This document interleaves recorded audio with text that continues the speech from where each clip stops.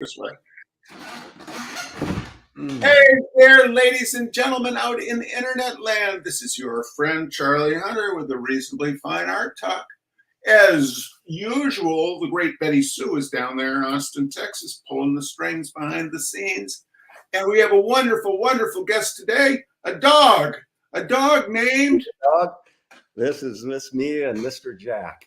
Miss Mia and Mr. Jack are our special guests today, and a human who comes along with them. One of the most extraordinary painters, I think, currently working in the representational / sometimes plein air world, the great Jim McVicker. Jim, it is a joy to have you with us. Thanks for doing this. Thank you, Charlie, and thank you for that intro. And it's a blast to be here. I really appreciate the invite. All right. Well, now you are obviously in your studio. Or last time guessing in your studio. It is the studio. Yep. It's a bit of madness everywhere here. I'm far from a neatnik. So, and I'm pretty prolific. And as we all know, everything doesn't fly out the door. So I've got years of work built up in here and down in the basement. And, but yeah, it's a great workspace. We built these studios about 16 years ago. My wife, Terry, has one next door. And we used to rent in downtown Eureka, which was also great. But I was getting to a point in my life, I just wanted more privacy and more just being in a space where somebody wouldn't suddenly knock on my door. So right there we are. Yeah, it's a great space. Yes, when you're in Northern California, where it's about 5 hours to get anywhere. Yes, exactly. We actually just took a trip down to the Bay Area, and it's 5 hours about to get to San Francisco. Right. Faster than it used to be, due to some of the roadway changes they've done, and you don't drive through as many little towns on the way. Right. So yeah, but it's great. I mean, I love it here. I moved here in '77. And where were you prior to that? Where was your childhood? I grew up in Ontario, California, which is east of LA, about 40 miles. A great community to grow up in the 50s, 60s. Changed a lot now. To me, it's one big shopping mall from all over Southern California. But it was we had orange groves across the street until I was in the 3rd grade. And close to the mountains, close to the beach. The mountains were a place I like to go a lot, as well as the beach. But I knew at a young age I wanted to move north. A cousin lived in Alameda, would visit him, and I always liked it up in the northern part of the state. So in '75, I started painting full time, and I moved to Santa Cruz before coming up here after a year and a half in Santa Cruz. Right. And you've been up here since. And did you meet Terry up there? Did Terry come with you on the? No, Terry's a New York native, and her son in her little Volkswagen drove out here to live in 1984. She had a friend out here. Excuse me, she moved out here in '81. I met her in '84. I had been out in Wyoming for a year, spent time out there. I actually went out there intending to get married with a girlfriend. Well, that didn't work out, but it was a great place to paint. Got to meet another artist I'm still friends with, and came back here. And a few months after back here, met Terry, and we've had a really awesome relationship. Got married in '88 and bought this house that we built the studios on the property back in '89. I love it here. It's great. Well, let's take a little trip through the magic that is McVicker. So tell us a little about these paintings. Now, this is 1980. That's the hotel that I stayed at. That's where you stayed, Hotel Arcata. That one's for you. Yes. Exactly. I met George Van Hook, whom you know quite well, around 1978. I moved here in '77, and George and I started painting a lot together. In fact, probably for 3 years, almost painted daily together. And we did a lot of street scenes, and that's what this one is in Arcata. I moved to Arcata in '80, had a studio there, and shared it with George. I lived in it.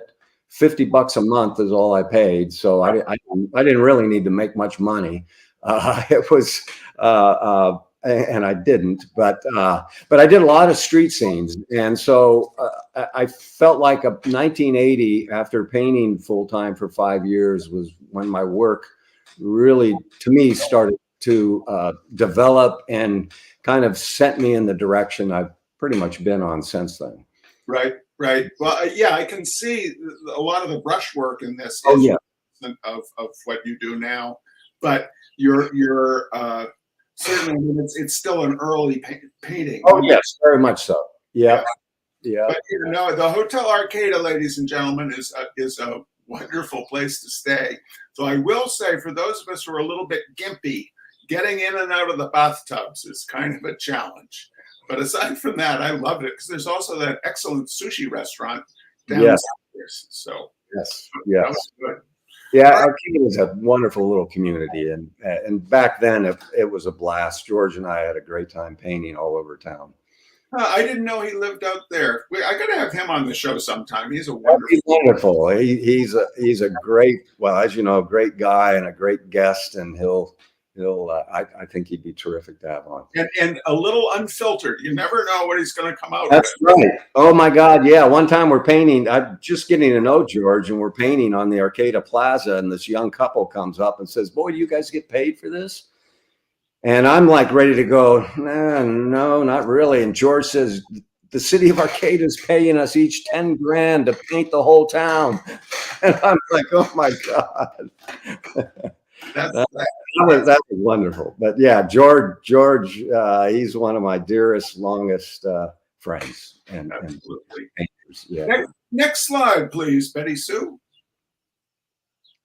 So this jumps up to this year. And I thought the idea that I'm still painting street scenes, still something I love to paint. And this is the town we live in, Lolita. And it's a gouache. God, I've been seeing so many dynamite gouache paintings. I mean, Mike Hernandez, Larry Moore,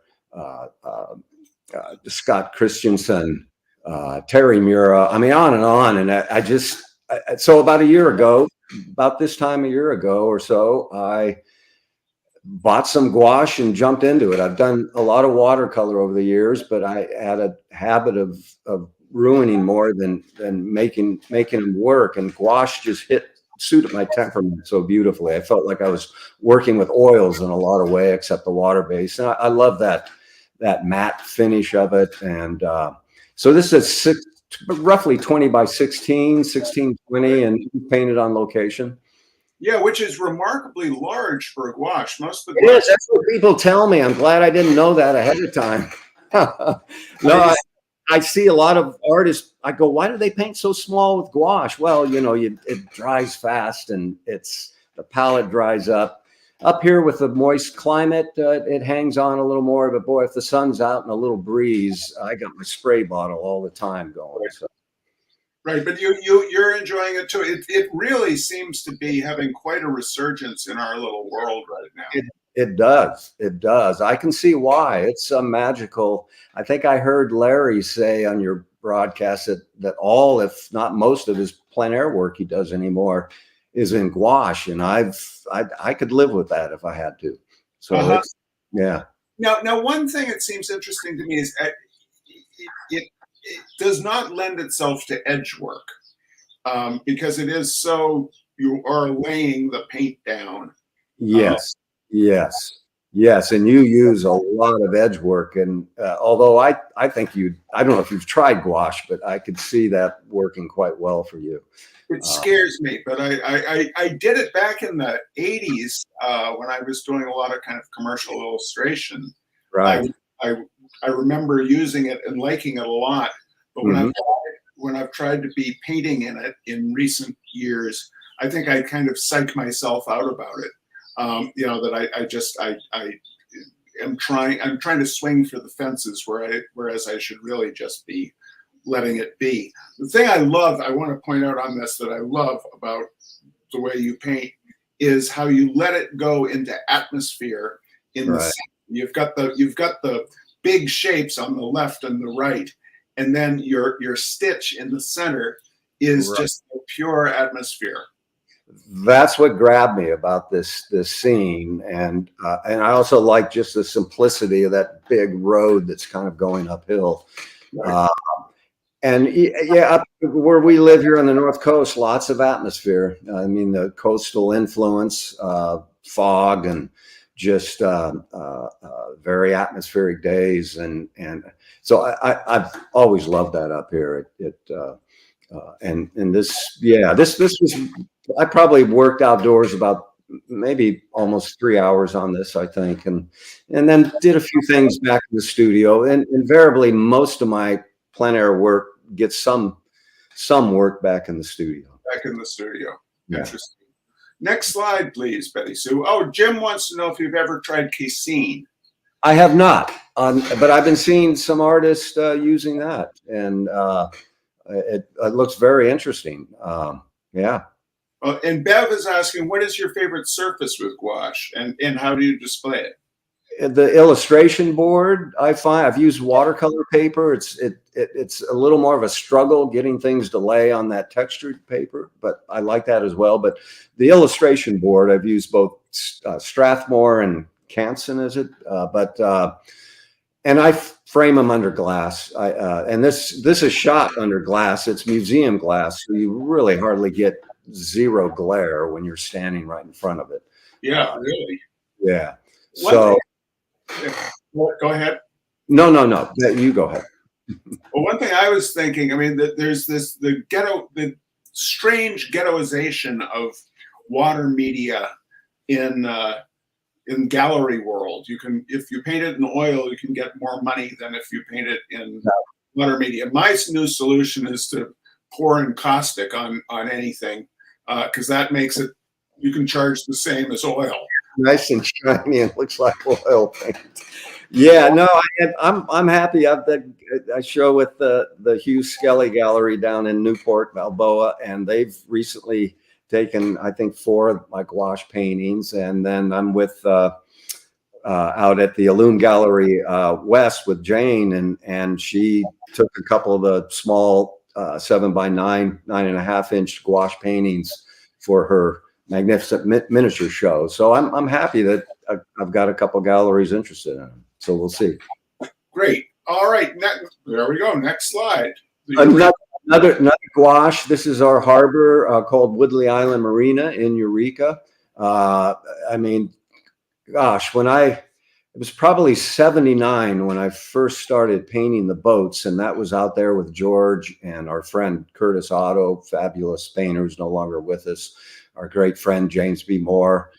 We'd go out there on a daily basis, but we did a lot of paintings of the boats. And I tell you that as you well know, the drawing of a boat, and it was my work at the time had a certain crudeness to it, but it really made. And I remember George, one of the first, I don't know, a couple paintings I did of boats. He was looking at one I did, and he said, "You know what? You're kind of making that fishing boat. You're kind of condensing it. It's really got this flow to it. Put your whole arm into it." And I remember that was a great tip. The next day, that boat painting I did the next day was like 95% better. Anyway, I love painting the boats. I love our harbor, the fishing industry, and these are some oyster.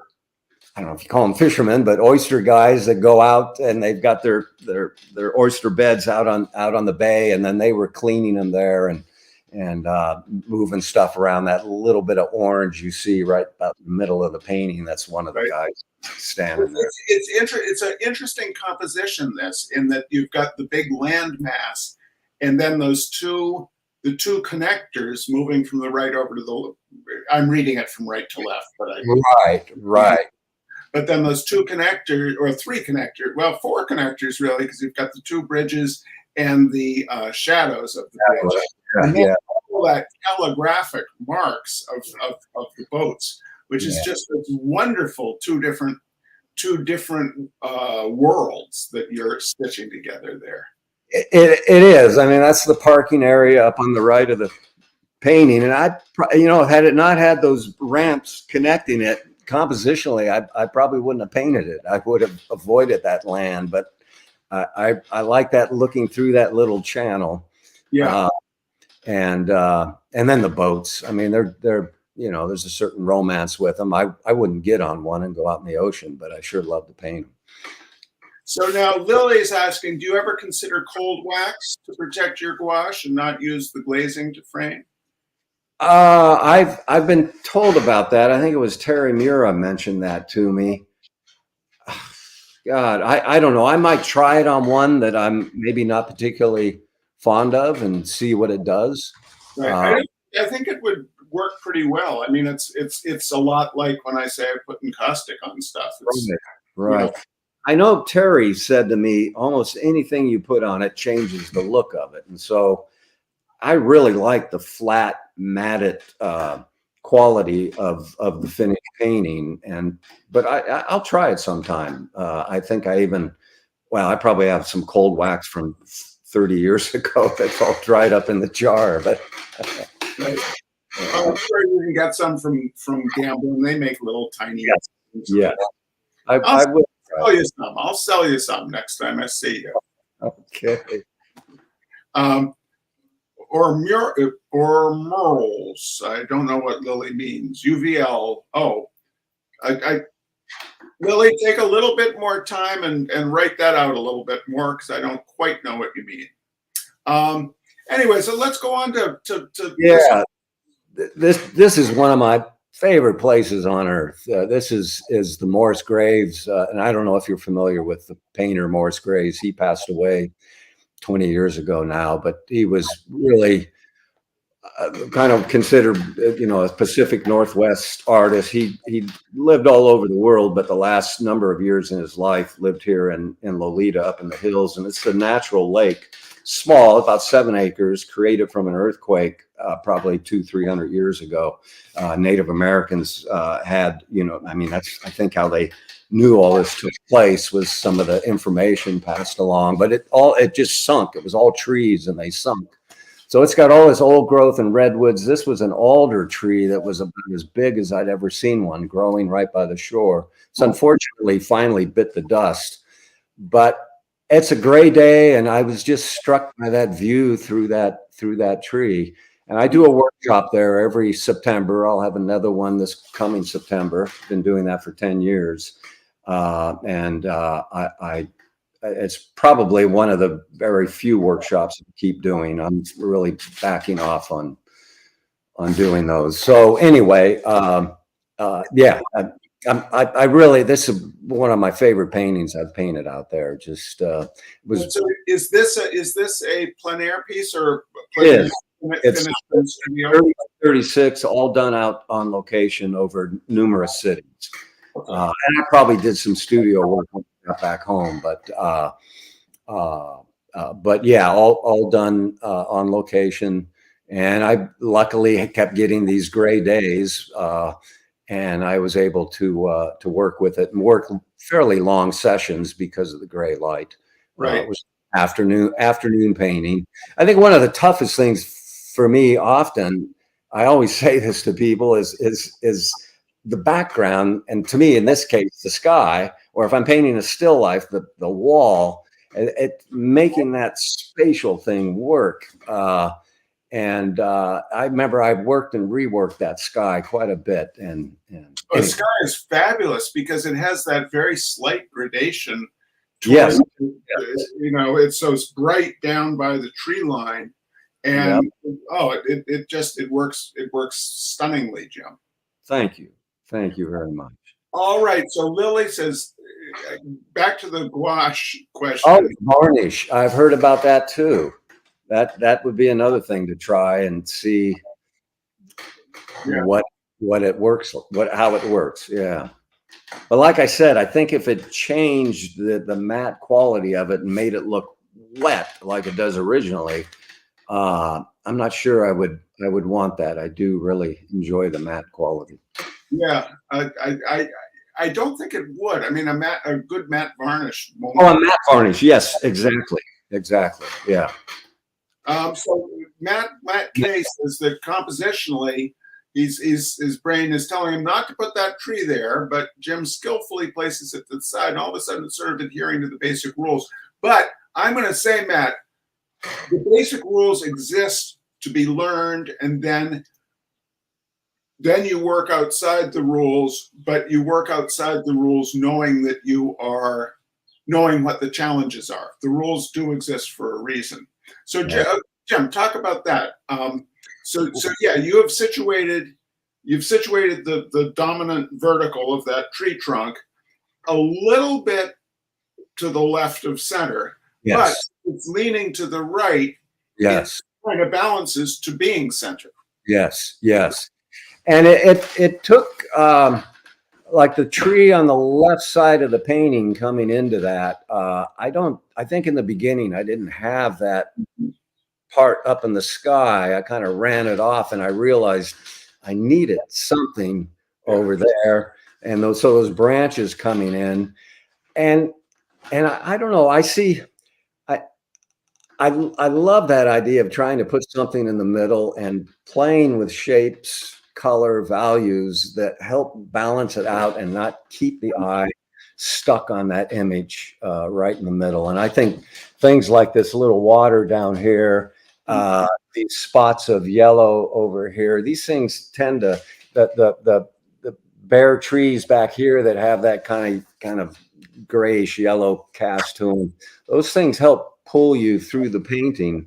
And just these, the tree had, I didn't exaggerate that. Everything was growing on that side for some reason, a lot of stuff broken off.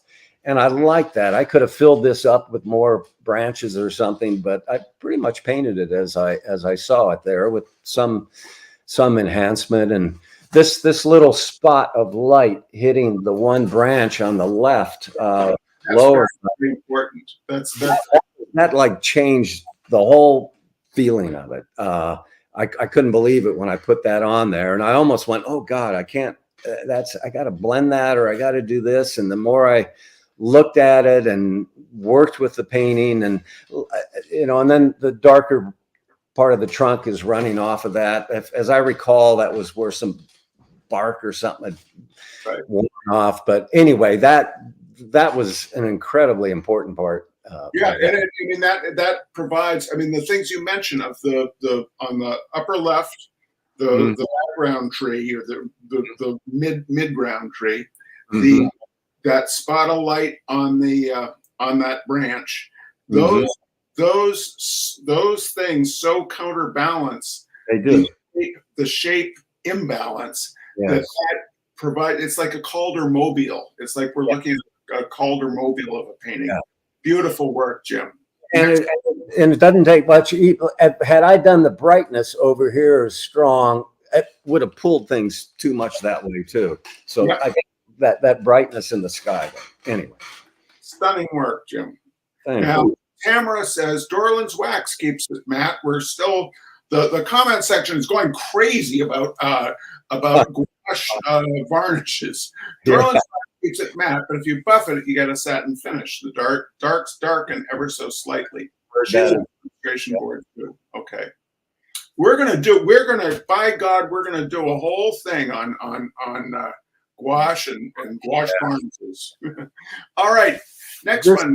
This is a little 12 by 16, and to me this says what I really want. I like the quality of this. I like the energy in it. It was probably an hour and a half painting at best, and I started a painting across the street of some cows and trees, and I'd worked on it a half hour. I had the canvas all covered, and I turned around, and the rancher had just put all this cattle in the corral, and I go, oh my God, I got to go over there. So I didn't even I just scraped the painting. I left the wet paint on it and just jumped into it and painted this. Of course, the cows are moving like crazy, but I love this feeling of it kind of being thrown on there. And it's a direction I'm trying to go more in my work, and trying to even get that more in my bigger larger paintings. It may take more sittings, but just trying to paint with more of that sort of abandonment, like almost like I'm standing on the edge of a cliff, ready to fall off, and trying to catch my balance. And when I do catch my balance, it's a great feeling. So, yeah, no, it has a wonderful vitality to it, and the lusciousness of the paint application. I mean, you're very consciously playing with paint. yes, In this, it's yes, it's terrific. definitely. Because I mean, your sky holes in this are very definitely applied sky holes rather than painted around. Right. But the mark making in the sky reminds me, it echoes the mark making of the greens of the grass, even though the color world is totally different. So Cool. Yep. yeah. Playing with those shapes in different places. And often I'm not even conscious of it, particularly trying to paint something like this. It's just keep the brain out of it and let things ride and see what happens. Exactly. Now Tamara asked if Ryan Jensen is an influence. I'm not aware of Ryan Jensen. Do you know? Ryan is a young artist, 32, 33, 34 years old, great guy, dynamite painter, moved to our area about 4 or 5 years ago now. We met 3 years ago. We've painted each other a few times, hung out and painted a lot of places. Yeah, Ryan definitely has, and everybody I paint with has an influence on me. I've been throughout my life. I mean, you take things from what other people do and you learn from it. Absolutely. And Van Hook had a huge influence on me in the beginning. And so I've used that kind of heavy paint for years, and that looser paint style. And then you'll see some things in this slideshow where things tighten up more.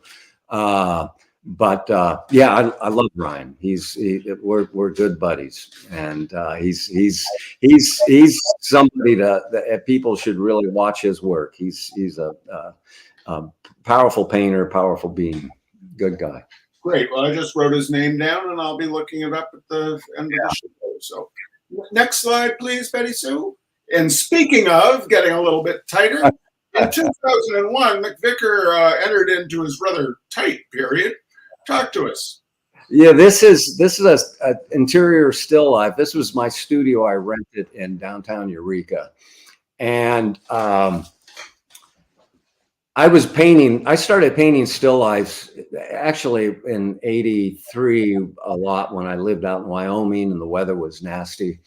But I got more and more into it in the '90s, and it just kept developing things. And I got so interested in Vermeer's work.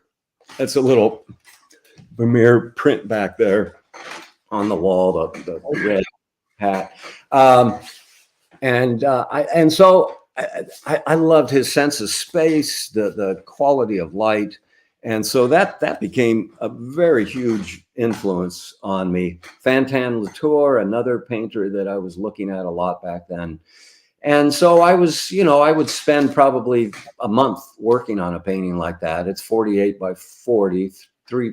And I would start with pretty thin paint. I mean, if you look at it in the flesh, it's relatively painterly in areas, but it has that very tight feel.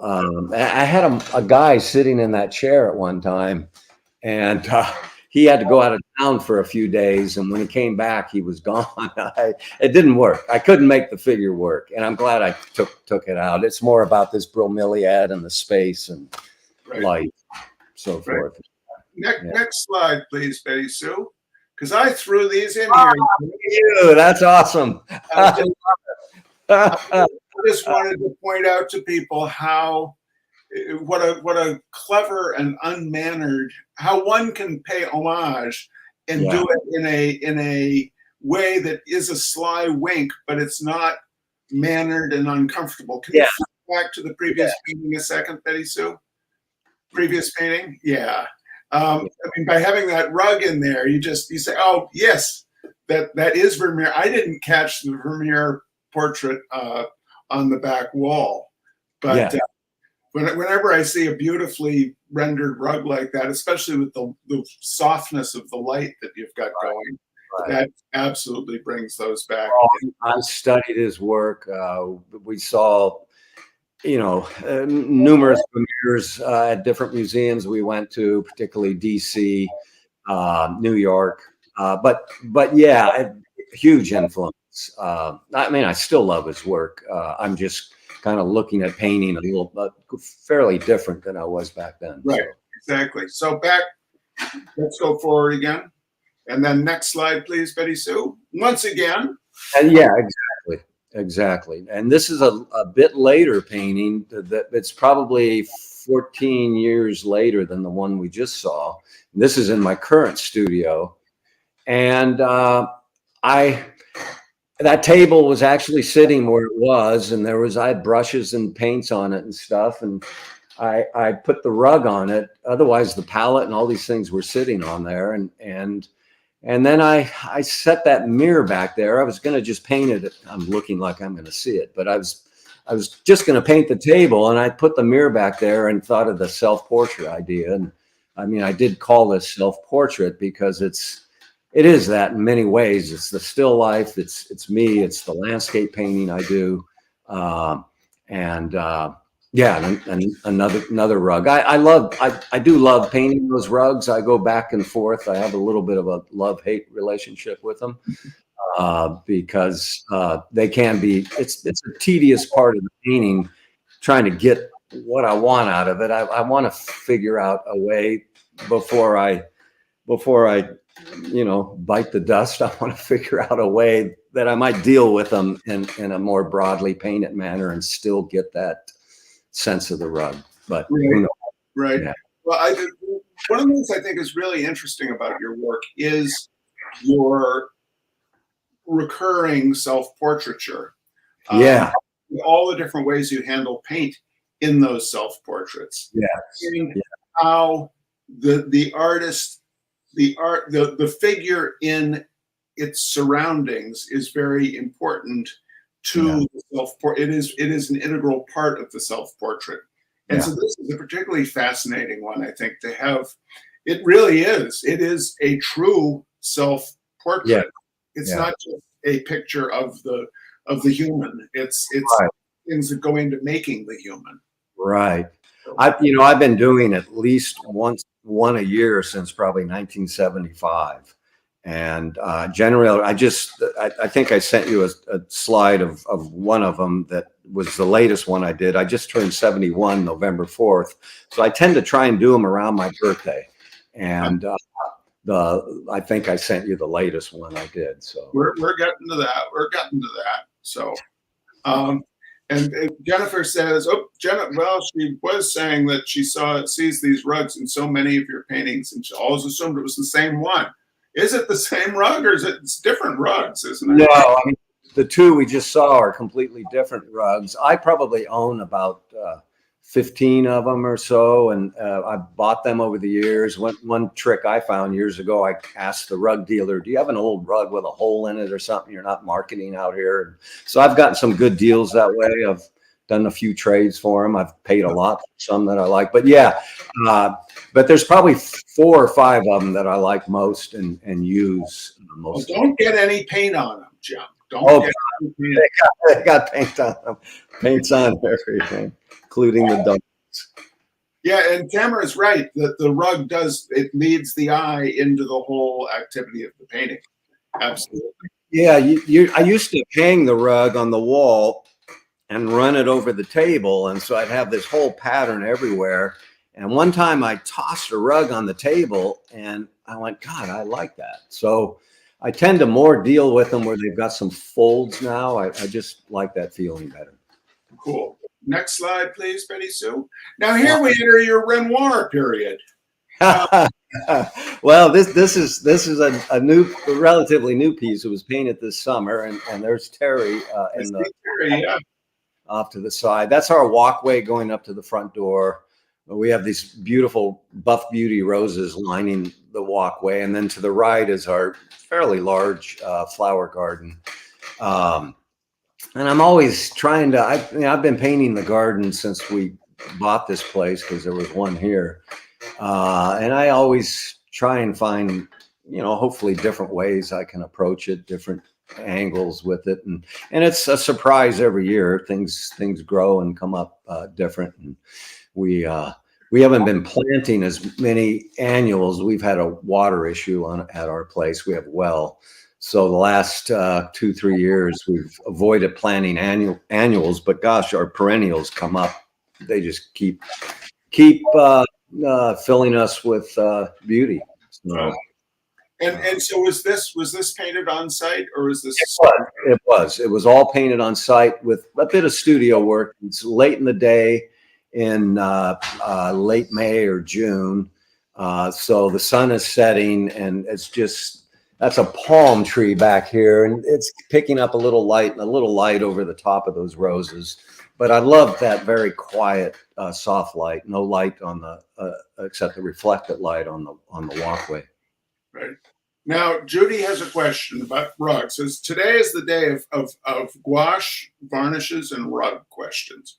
You just commented that you'd like to paint the rug in a looser way, but you currently can't get the effect you want. In general, when do you decide a painting should be left looser or tighter? Interesting question. Because well, that's Judy. Hey, Judy. It more times than not, it's the subject matter that dictates that to me. And those rugs, I just love the rugs, and I don't want to, I guess, take off too much from what I'm seeing there. They're just so gorgeous. And if you look at one of those paintings in person, there's still a very painterly thing. When you get up close, I don't think it has that tightness one sees when you back up from it. So yeah, it's really the subject matter, and sometimes time constraints. It's always amazes me if I go, my God, I've got 2 hours. This is the only chance I'm going to have to make this painting. It's kind of interesting when your brain doesn't have this thing going, oh, well, you can come back here tomorrow, you can do this, da da da da da. And at least for me, if I put that focus and energy into it, a lot can happen. So cool. When you have a rug in the painting influences your pace, I think to be more like Claudio Bravo or Vermeer, but outside in plein air, you get to more impressionistic, both amazing. And that's pretty much exactly what you're saying. Mm-hmm. Yeah. I mean, people used to ask me about that. Why are your still lifes tighter? And I'm dealing with a close space where outdoors you've got just all this peripheral stuff going on, and you're dealing with a lot of distance and space. So to paint that kind of tightness outdoors, to me, doesn't ring as true or an approach I would want to take. Right. But right. I do some still lifes that have a much looser quality. I think I included one of them in here. So, have you ever used pastel? Only on a sidewalk. They have an event they do here every year. My knees can't take it anymore. I haven't done it in years, but it's a fundraiser for children, and over an arcade on the plaza. And so that's the only place I've done it. I've taken album covers with me and used those as an image. I've actually done drawings looking at what I'm seeing, the plaza.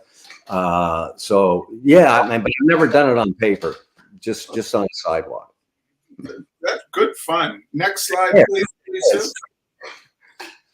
Yeah, so I started taking the still life outdoors a few years ago, and took some of the rugs outdoors too, and just found it. I love it. It's a way of and this was 2 years ago. I think I did about 3 or 4 of them in the garden that year, and I was trying to look at a different way to paint the garden, but include the still life in it.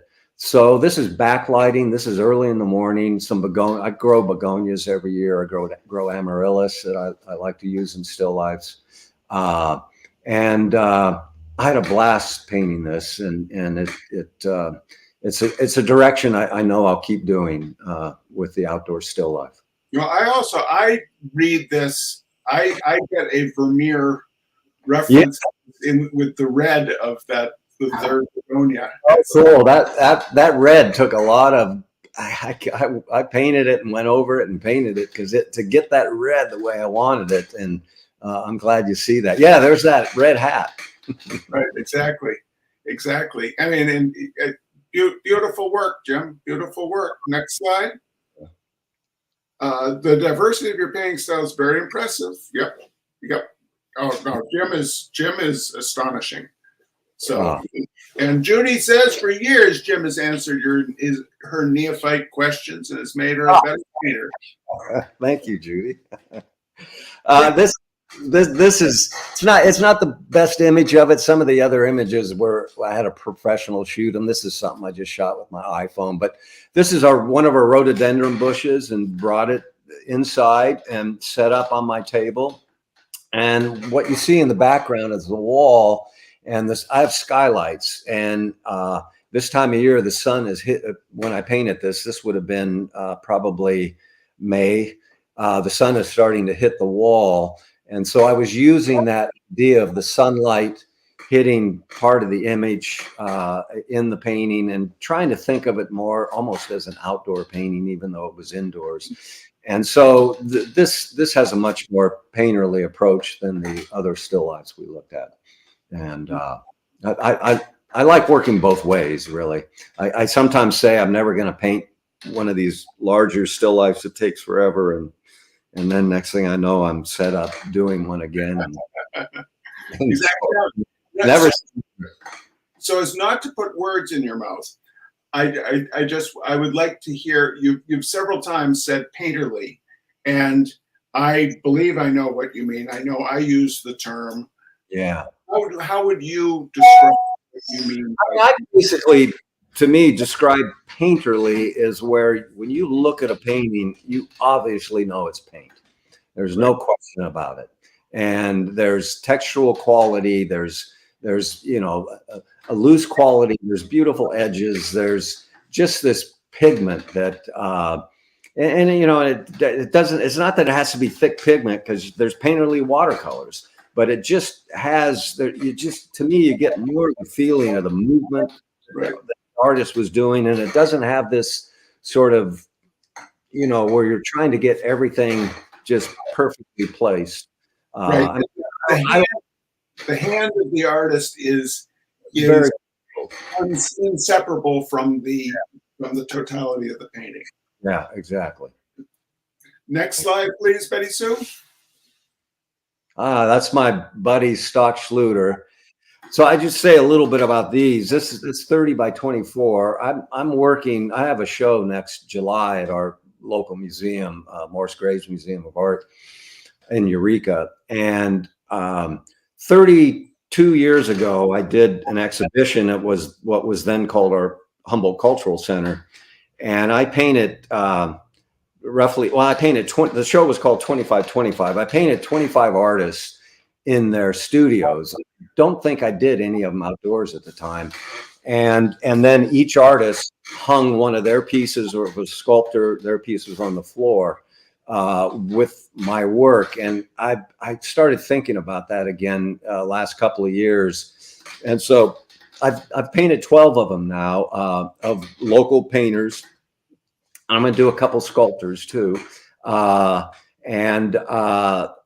was painted out at the bay, and I just go and let the artist work and don't really ask them to pose. The painters kind of get back in the similar positions. Right. And they're one sitting paintings for the most part. Today I've got one. I'm going back to his house. We worked on Friday in his studio, and I just wasn't happy with something about the head, and I asked him, can I come and get another sitting? So we're going to do that this afternoon. But most of them are just one shot, big, broad strokes, letting myself go and be in that moment, and not being too picky about things. I mean, I want my drawing to work, my values, the color to read well. I'm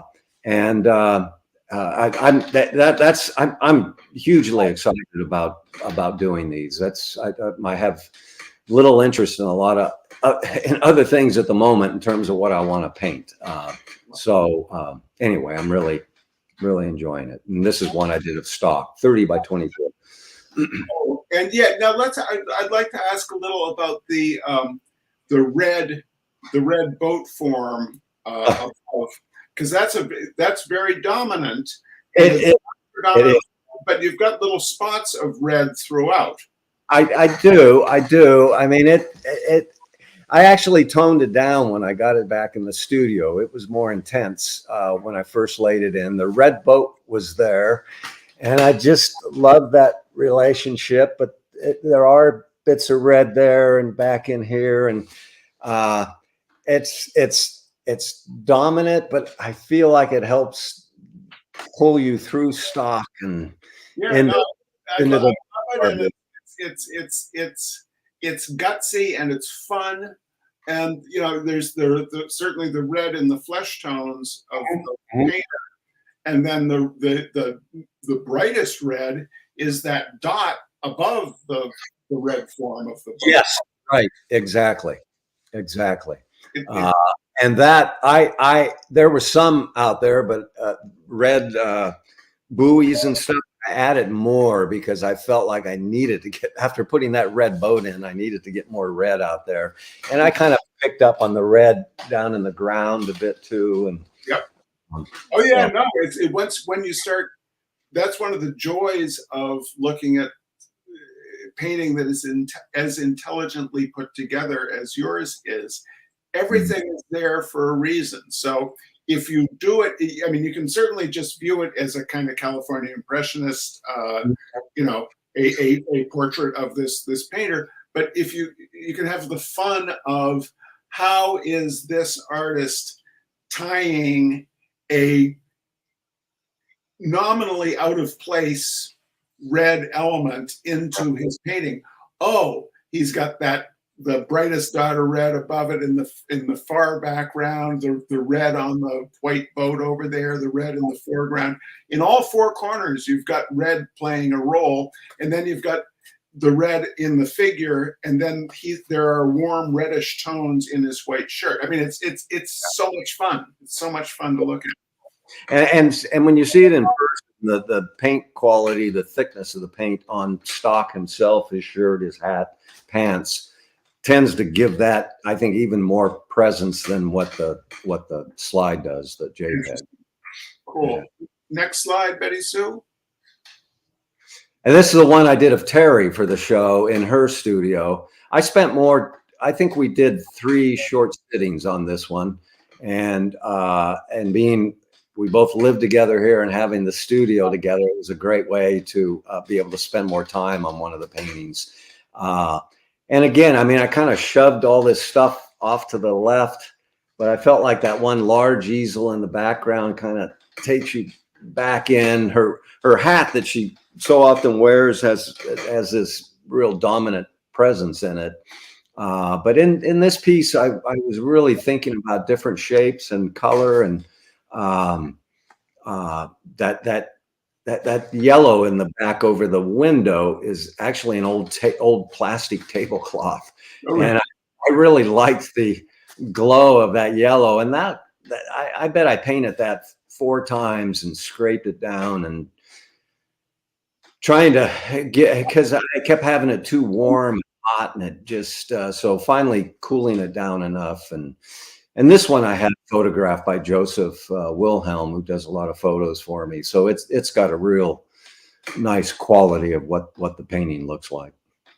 Well, Bev asks if you do a lot of preliminary studies in the early part of the painting. Do you plan underpainting to glow out through the layers, or is it primarily additive? You know, I do an underpainting. But I don't really think about it as something that might glow through the layers. I used to think that a bit with some of my still life and some of the portraits I did years ago, but anymore now I'm thinking in just a very direct manner, and I end up covering all that stuff anyway. I always tend to tone the canvas with transparent red oxide, so some of that probably bleeds through. I don't do preliminary sketches. I mean, I do sketches, but I don't. I mean, I think maybe twice in my time of painting the last 40 years, I've sketched something out ahead of time. But I've always just jumped into it and Right. blindly go after it. Although I see better now than I used to. But yeah, I like. I don't. You know, I'm not a pre-planner. Kind of even when I've done talks to groups about art, I never bring notes, and I kind of have always been that way. I just sort of like to see what happens and where the brain takes you and where the painting takes me. I like to be open to what's happening in nature and what's happening on the canvas. And if something isn't working to me, I get rid of it and paint something else in its place. So A good attitude to have, I think. Next slide, please, Betty Sue. okay, so this is my latest. This self-portrait at 71, and I did a still life just before this with that tree behind it, some sunflowers, and that's our Japanese maple tree that is this year just looks gorgeous. And I wanted to do an outdoor still life for the show I was talking about that I have coming up. And I was starting to set up on the deck near Terry's studio. I've done a lot of outdoor still lifes there, and I've done a lot of landscapes looking out towards the ocean. And I was walking back to the house. Our deck goes by this tree, and I went, "Oh my God, yes, that tree!" I grabbed the mirror and I set it, and I go, "Oh, I like it." And I happen to have that blue shirt on, and just that combined with the rug. And I mean, I often paint in a baseball cap, but I own one of these hats, and that just struck me that had to be the hat I would wear.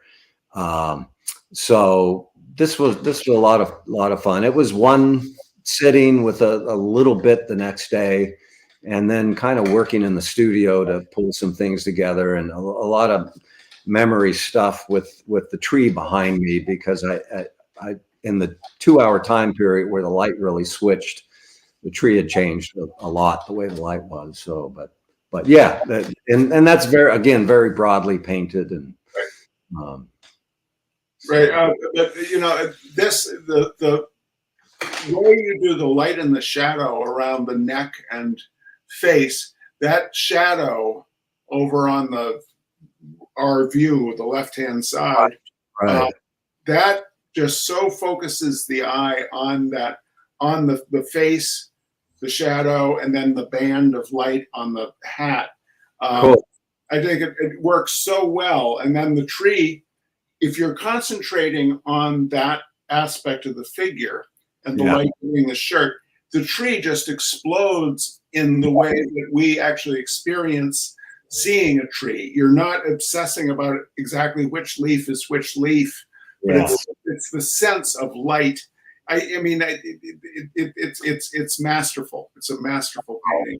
Charlie, that was my intention with that tree, is to keep it behind me, all that color, but and to let that's to me what it looked like, an explosion.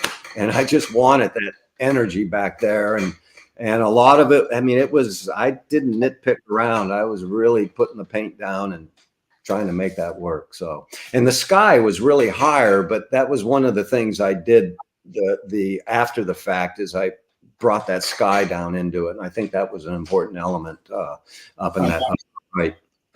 So the last question was, what sort of size brush? Tamara asked, what sort of size brush do you start with when painting?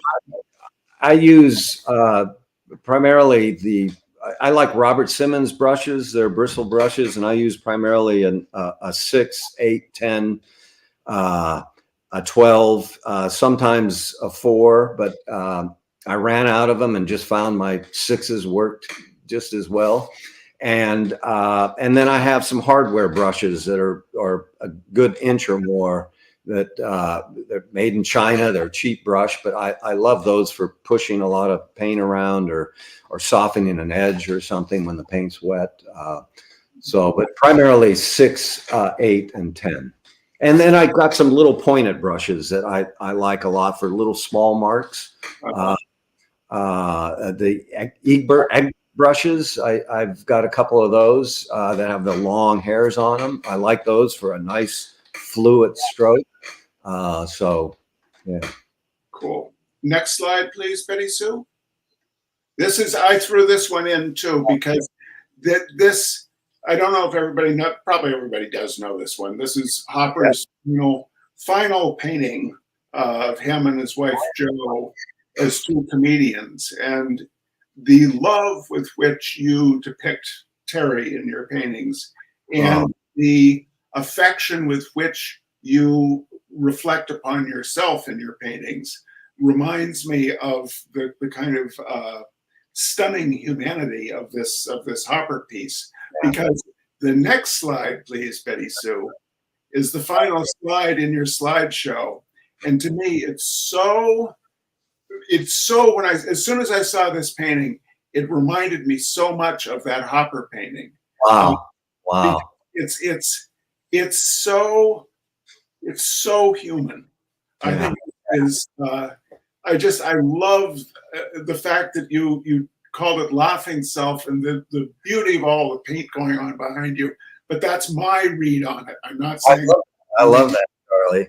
You know, what's interesting, this painting, it's from several years ago, and it's one of my favorite self-portraits. And I actually started it with a bit of sadness and a bit of depression and a bit of frustration over something going on in our neighborhood that I'm not going to go into. But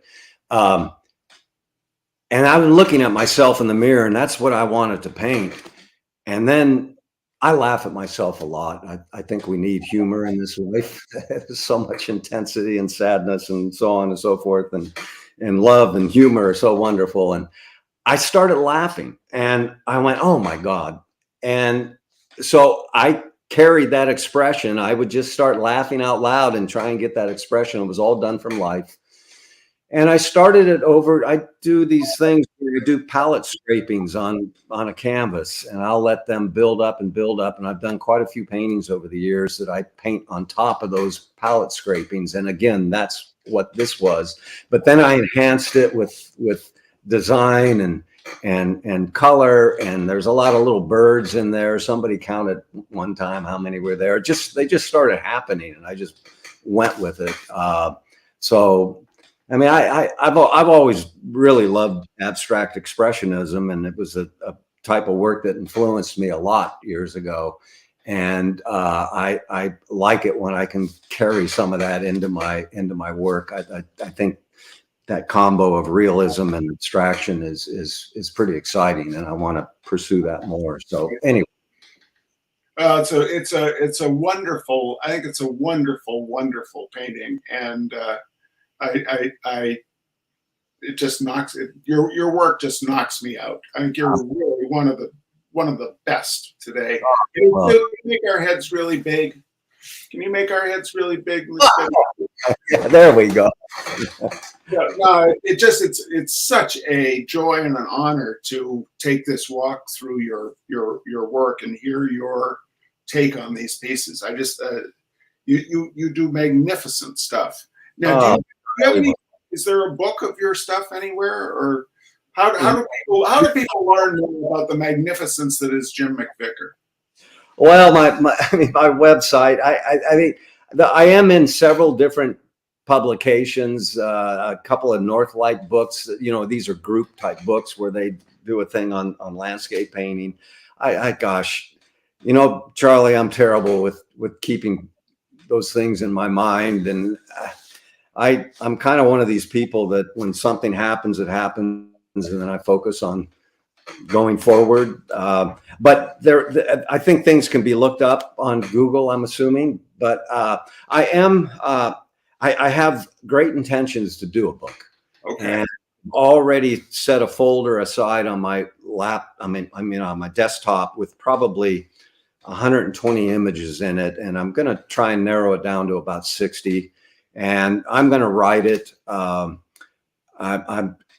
can do writing. It's like pulling teeth, and so I've been procrastinating on it. But I think it's something that's certainly going to happen within the next a year or so, and I've had a lot of people ask me about that, and